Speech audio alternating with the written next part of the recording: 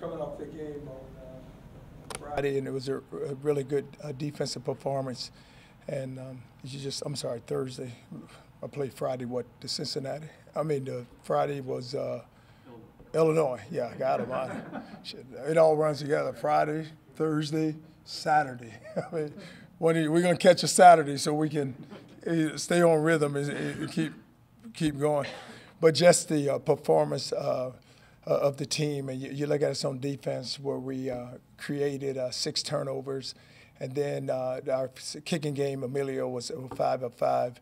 And then even on offense, we weren't in sync in the very beginning, but we were able to get back on track. And we still have a ways to go. We have to continue to get better and make sure that we improve. And it's going to be a really good matchup for us this week going to East Carolina. We know we're going to get their best. They had a big win over Connecticut. And we're just looking forward to the matchup and very excited about it. Where your defense played in the first half, sometimes there's going to be a drop-off, but they came right back out. Were you impressed by that? Really was. And what I told our defense is when you play with passion and it's about disruption and we can get to the quarterback, I think we went in that game where the quarterback had no turnovers, no interceptions, and that was a challenge for our defensive backs to go in and get us some interceptions. But just to see, you're right. Usually you play a good first half, and then you come back second half. It's like you're sleepwalking, and it wasn't no sleepwalking for them. They bounced back the second half and played very well. It's nice to see the defense finally getting some of the attention that they deserve. Obviously, there was so much talk about the offense coming into the season, but they played so well. Well, the talk was just because of the way we played last year, and the offense. When you have Quentin coming back, but you lost 2 really good players in Rodney and Max, so you lost some offense there. But the defense, they know that it was more about them wanting to send a message because of the way they played last season, and it was more like the offense carried them and they didn't do their part. But just to watch the way they're playing right now, and you have to play with a chip on your shoulders, especially on defense. You have to have an edge to you, and we have that edge. What does that East Carolina offense do to challenge you defensively? Well, just looking at it, they do kind of like our offense. They get the ball outside on the perimeter, have an outstanding receiver, had over 200 yards receiving, and then the quarterback, he has a little run game to him. So we're just going to have to make sure that we get aligned properly and get our feet in the ground and not give up the big play, because they do have a run and pass option where, quarterback will come down the line, and if the receiver's open, he's going to dump the ball out there to him, so we can't lose eyes on our coverage. A couple injured guys. Give us an update on D'Angelo, Antoine, Tyree McCants. Nailman had his left foot wrapped up. What's their status for Saturday? They all practiced today, and at the end we took them out, but they're going to be fine. Those 3 guys, because Emilio kicked. We had our kicking period with the field goals he kicked, and McCants practiced, and then D'Lo ran around a little, but he was able to do some things. We just got to make sure that he can put his foot in the ground and plant, and where he can change direction. That's his biggest thing right now. Kirsten Johnson, well, we are waiting to get the results back. Really don't have them yet, and he took a hit in the chest, so we're just trying to see exactly where we are once we get the MRI back. D'Lo's a pretty good force on offense. Did you notice his absence? Yeah, the thing, D'Lo, what he's really done is he's gotten better, and he's made himself become a really good football player by the work that he's put into it. And with the ball in his hands, he's always been a guy that had a lot of speed, but we're just trying to take him and say, how can we use his speed to not only to our advantage, but also to help him and where we can develop him. And Coach Williams and Coach Burke have done a great job of developing him. And, the thing we still need to work on him is just his pass catching skills. It's just, all about hand placement. But he is exciting, and he's a guy that he can stretch a defense, because the speed he has, he can get on top of defensive backs and run past them. Coach, is your mindset, is it hard to not get caught up in the polls? You guys keep climbing up, we got to win by X amount, we're in the AAC. How much of that does that play in? I never talk to them about the polls, and I never say anything about it. The only thing I talk to them about, I say, guys, it's really hard to get to the top, but it's very easy to fall. So it's really hard to get there. And it's hard, guys, and you got to work, and it's about your focus and preparation, all about working to get to the top. But it's very easy to fall. So we don't talk about the polls or where we are. Listen, it's East Carolina this week. Let's go out. Let's go play a good football game, and let's make sure that which each phase that we get better. So I stay away from it because I just don't want them to get caught up in it because really it's nothing you can do about it, and we just got to continue to play and then at the end of the season just see exactly where we are. McCants and Dearness are both getting about 100 yards a game. Do you have some kind of rotation, or is it just feel for when you insert them in and out? No, it's kind of like, Sean coaches the running back, so he sits there, Coach King, and he kind of watches. And the thing about those two guys, they have such a great relationship with one another that it's not like, when a guy comes in, hey, one of those, like, stay out, I'm going to stay in. It's usually you see that when guys like, no. But whomever's in, when the next guy comes in, and we try to rotate them by series and, hey, Tice you up this series. But you're seeing two guys that are competing there because if you watch one get a big run and then it's like the next time the next guy comes in, he wants to get a big run. And they're running through defenders, which they're punishing defenders, which you like to see with the running back. And it's good to see them get the 100 yards that they got also this past week. You mentioned that steady progression to get to the top. Have you been happy and pleased with the way that this team has continued to escalate as each game goes on? Well, and you go back to the San Jose, and we go down, 16 to nothing there in the first few minutes of the game, and then they just kept telling them keep playing, and now we were able to bounce back that one. Then we come home with Stony Brook, and they played us really tough. And it was, it's two games where you didn't see the big numbers. And everybody's like, oh, what's wrong? But it isn't. It's going to be just a steady improvement each and every game. And that's what you want to see where guys get better.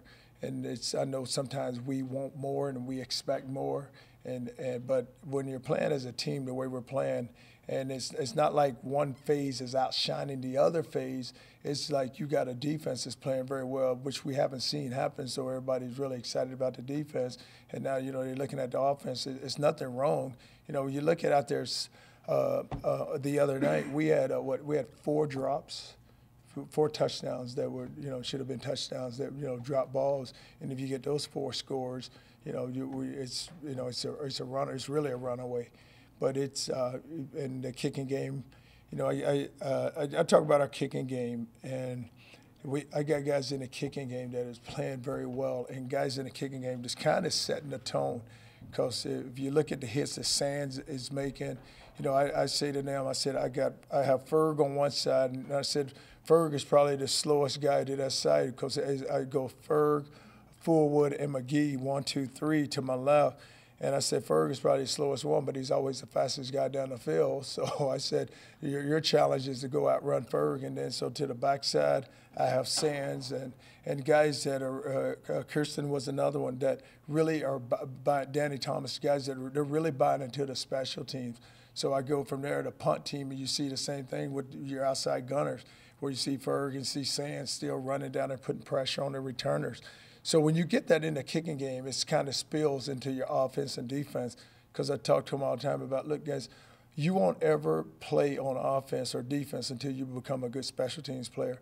So if you think special teams is the place for you to rest, then I'll rest you on defense. So you won't have to worry about going out there and getting your plays. But the guys are really buying into it. And Emilio and the punter, Hernandez punting the ball very well. And Dietz doesn't get the credit that he deserves, but he's doing a very great job, really good job of snapping the ball. You had, you're scoring 40 points a game and everything, it looks pretty good. But yet you got 6 turnovers in that game. One time you got inside 5, didn't get anything.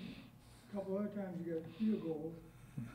Are you concerned about being better able to take advantage of those kind of opportunities? Because I think we did have the ball inside the 20 or 30. We gave it inside the 30, and you got to take advantage of those opportunities, and you want to turn them into touchdowns. And I know what a couple of them we did drop, but it's we got to get those scores when we have those opportunities to go score, and it need to be 7 points instead of 3. But we're getting the 3, which is good. If we had banged out the 3, then it'd be really bad for us.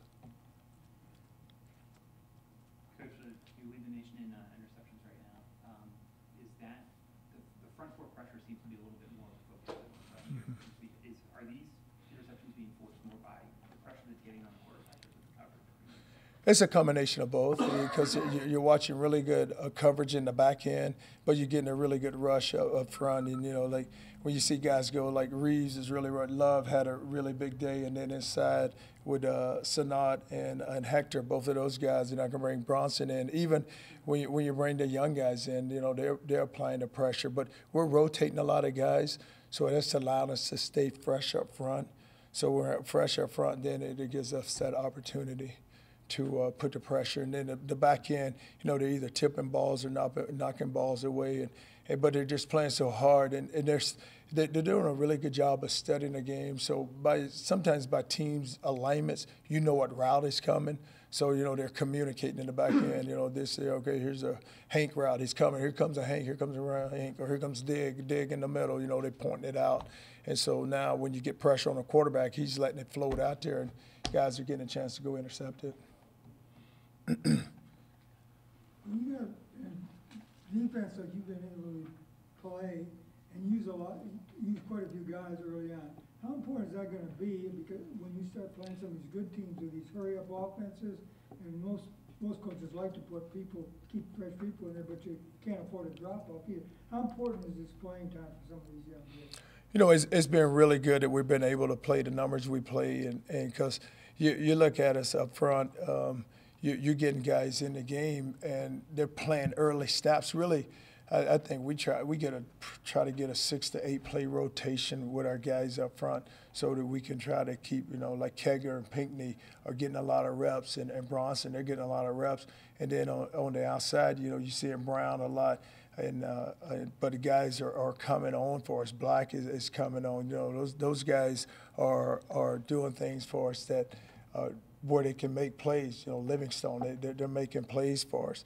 So when you can get the rotation that you need up front, and you keep those guys fresh, then you have a chance to apply the pressure. So when people do try to go hurry up, at least you can come in where it may be a little drop off, but it's not going to be a significant drop off where you walk and say, "Oh God, look who's going in the game." You feel comfortable with the guys that are going in. Having coached at Texas and against our team, I've been told a lot of times that the biggest difference between Power 5 teams and Group of 5 teams is in the offensive and defensive lines. That when Florida and Texas and teams like that rotate guys, there's virtually no drop off.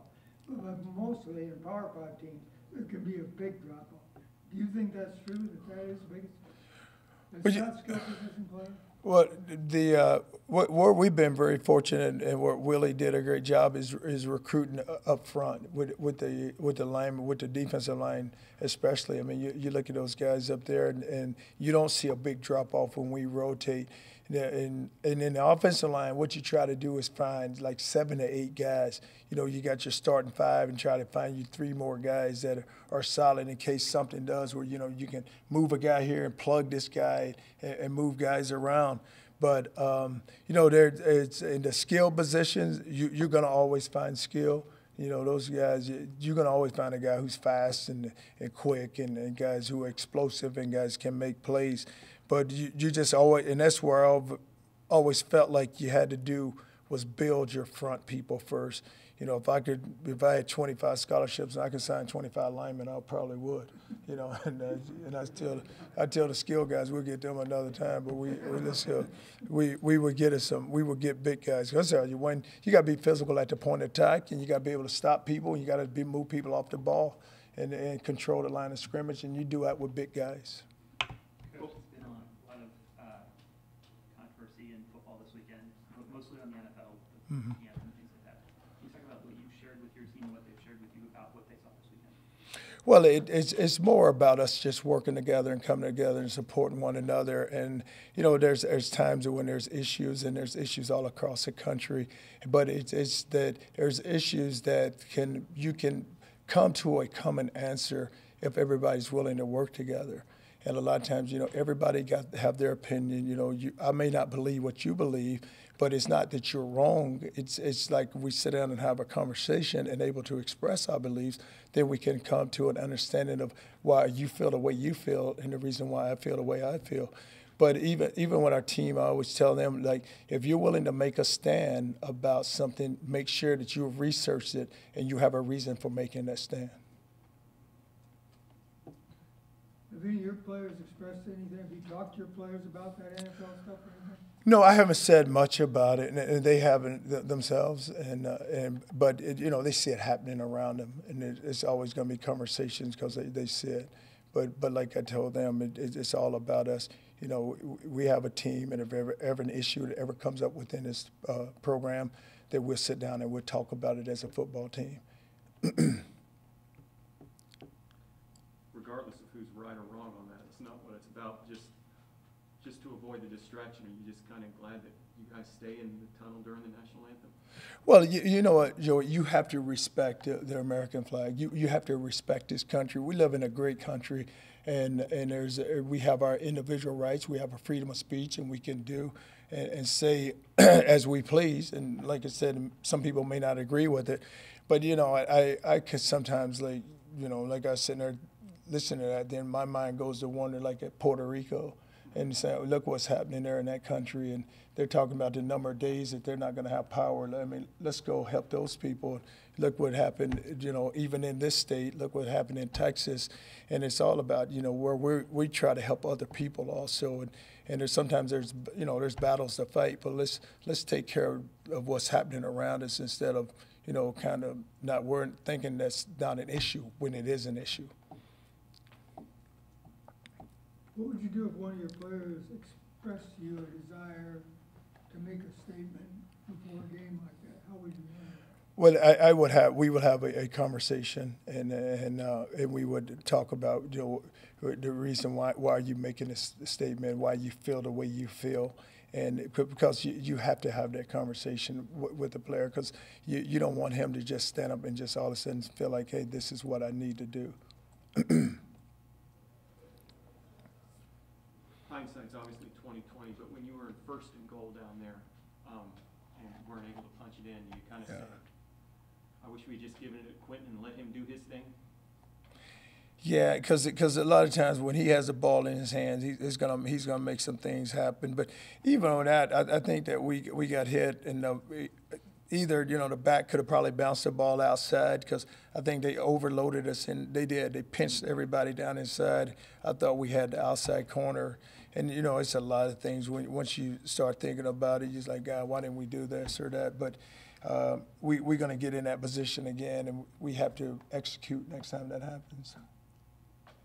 Charlie, when the season started, a lot of talk about the defense wanting to get a lot better to hold up its end of the bargain. Obviously, it's done that. Have you seen, with each week, some identity, some confidence building within this group where they can get even better because of the confidence that's growing up within them?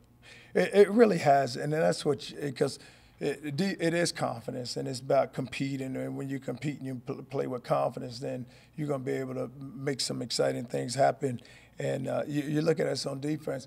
I think that what has really happened with this defense is they don't just look to one guy as their guy. Like there's not, one guy say, hey, listen, we got to make sure that, this guy is the reason why we're playing as well as we're playing. Because, you look at those, like you have three seniors up front with Love, Hector, and Sanat, and all three of those guys are playing pretty good football. The first game, it was Hector had the first two games. He played unbelievable. And then you look at this last game, you get Love to play. And Augie has been very steady. But then you look at what Sawtell is doing. I mean, my man, he comes out of nowhere. Nobody ever knew. So I told him the other day, I said, I guess people know who your name is now. Nobody ever knew who you were. They said, who's that number 54 for y'all? And then you look at the back end. Nick is playing unbelievable.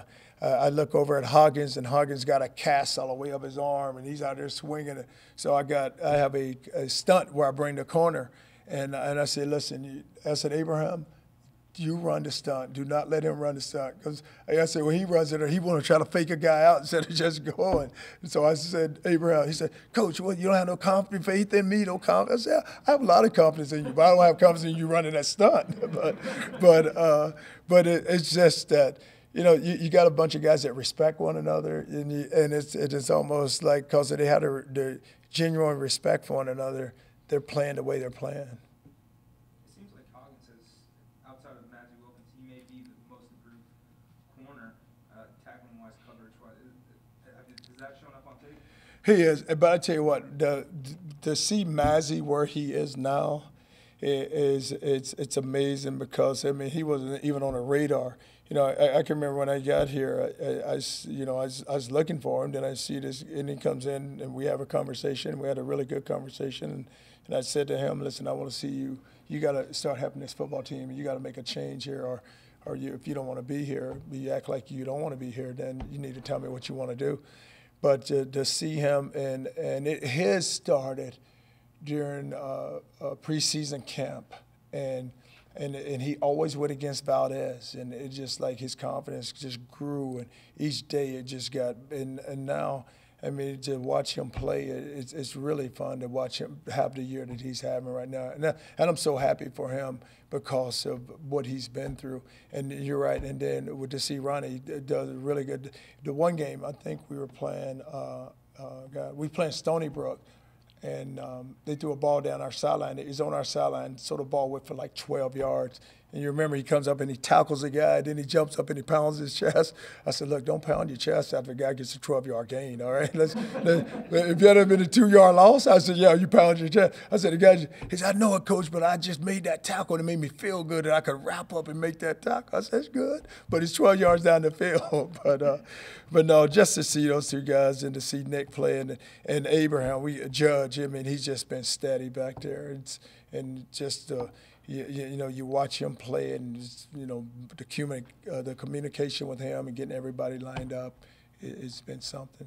Now, Pro Football Focus, their college site had Matthew as one of the best coverage corners. I think he had a 0.0 passing efficiency against going into the Temple game. Do you guys use the advanced stats? Do you use those stats, or do you guys just keep it? No, I don't like to talk to guys. I don't like to talk to players about stats because I just don't want them to get caught up in it. Because then sometimes when you're reading your stats, you forget, you know, how to play the next play. And because I think enough people is telling them about it, but it hasn't really bothered them because the way they come to work each and every day, you would never know that, you know, he has a 0.00 because he comes out there and he works. You know, he turned his ankle a little in the game the other night, and so we go out on Sunday, and he's out there, and he said, I'm practicing, I'm going. I said, well, I had you on the injury report. And he's like, no, I'm going, Coach, I'm going, I'm good. I said, all right, then, we'll go at it. I said, just, you know, let's be smart about what we're doing. But I try to stay away from stats with our players. All right. Thank you, guys. Appreciate it.